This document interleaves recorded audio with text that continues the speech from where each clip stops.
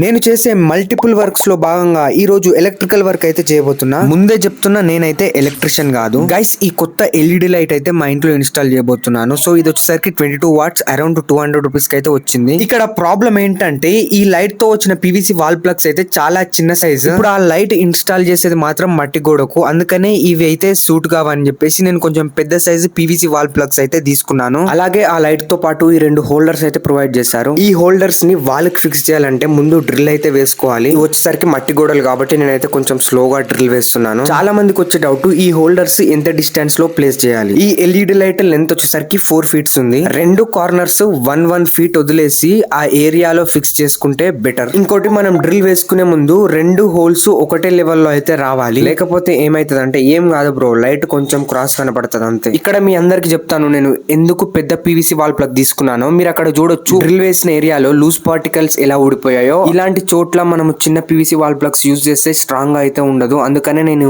పెద్ద PVC wall plugs అయితే use చేశాను. మనం ఇన్స్టాల్ చేసిన పీవీసీ వాల్ ప్లగ్ పైన ఈ హోల్డర్ ప్లేస్ చేసి స్క్రూతో టైట్ చేసుకుంటే ఆల్మోస్ట్ వర్క్ కంప్లీట్ అయిపోయినట్టే.